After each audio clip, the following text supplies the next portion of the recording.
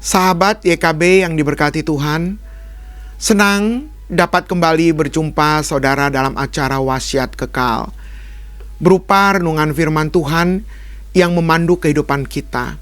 Bersama saya, Pendeta Palti Priamus Napitupulu, dari Gereja Misi Injili Indonesia Jemaat Logos Jakarta, anggota PGIW DKI Jakarta.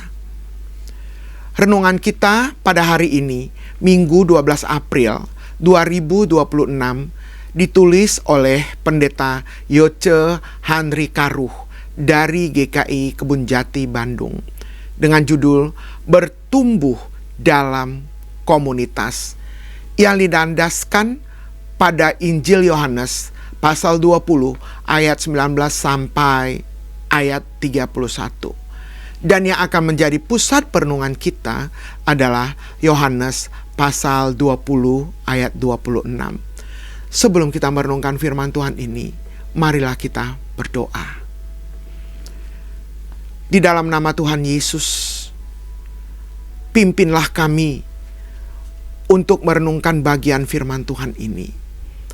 Berbicaralah kepada kami Tuhan melalui kuasa Roh Kudus, supaya kami boleh menjalani hari-hari kami bersama dengan Tuhan, dipimpin, dituntun, dikuasai oleh Roh-Mu yang kudus.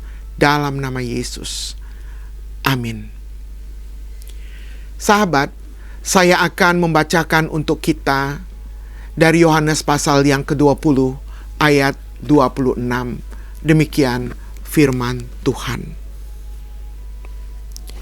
8 hari kemudian murid-murid Yesus berada kembali dalam rumah itu dan Thomas bersama mereka. Sementara pintu-pintu terkunci, Yesus datang dan berdiri di tengah-tengah mereka dan berkata, "Damai sejahtera bagi kamu." Sahabat, ada sekelompok pendaki muda mencoba menaklukkan puncak gunung yang terjal. Di tengah perjalanan, badai besar datang. Rasa takut menguasai mereka, dan salah seorang pendaki merasa putus asa serta hampir menyerah. Namun, teman-temannya tidak membiarkan hal itu terjadi. Mereka saling berpegangan tangan, menyemangati, dan berbagi peralatan. Karena saling meneguhkan satu sama lain, akhirnya mereka berhasil mengatasi tantangan dan mencapai puncak gunung tersebut. Hal serupa juga terjadi dalam teks Yohanes pasal 20 ayat 19 sampai 31. Setelah kematian Yesus, para murid ketakutan dan bersembunyi. Namun di dalam komunitas itulah Yesus hadir, memberi damai dan menguatkan iman mereka.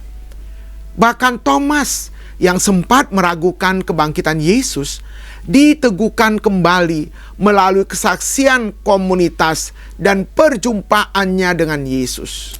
Sahabat, tidak ada seorang pun yang dilupakan atau terabaikan. Semuanya diperhatikan dan diteguhkan. Dari kisah tersebut, kita belajar bahwa iman kita dikuatkan dalam kebersamaan, dalam persekutuan, dalam komunitas yang bersedia meneguhkan satu sama lain. Di dalam komunitas yang saling meneguhkan, iman menemukan rumahnya, harapan menemukan suaranya, dan kasih menemukan kekuatannya. Marilah kita bentuk komunitas kita, keluarga, gereja, dan sebagainya, sebagai tempat di mana iman, kasih, dan pengharapan tumbuh kuat karena Yesus hidup di tengah-tengah kita. Demikianlah firman Tuhan pada hari ini. Marilah kita mengakhirinya dalam doa. Tuhan Yesus, kembali kami datang kepadamu setelah kami merenungkan bagian firman Tuhan ini. Kami menyadari bahwa komunitas menjadi bagian yang baik dalam hidup kami. Karena firman Tuhan mengatakan kami tidak boleh hidup sendiri-sendiri. Sebagai makhluk sosial, kami harus bersama bersama dengan orang-orang yang ada di sekitar kami. Komunitas sebagai tempat kami bertumbuh, sebagai satu bentuk persekutuan bersama, dan di dalamnya kami boleh bertumbuh bersama-sama. Tolonglah kami Tuhan, supaya di tengah-tengah komunitas kami berada, kami boleh saling menguatkan, saling mendorong, saling memotivasi. Tidak ada yang merasa lebih, tidak ada yang merasa kurang, dan tidak ada yang ditinggalkan.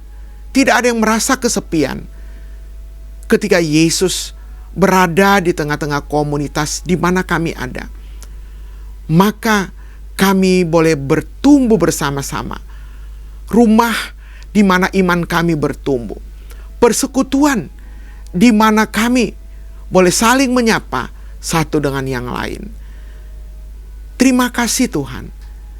Kiranya kebenaran firman Tuhan ini menguatkan komunitas di mana kami berada. Di dalam nama Yesus. Amin. Sahabat, demikianlah renungan kita pada hari ini. Jangan lupa subscribe, like, dan bagikan kepada sebanyak mungkin orang. Tuhan memberkati.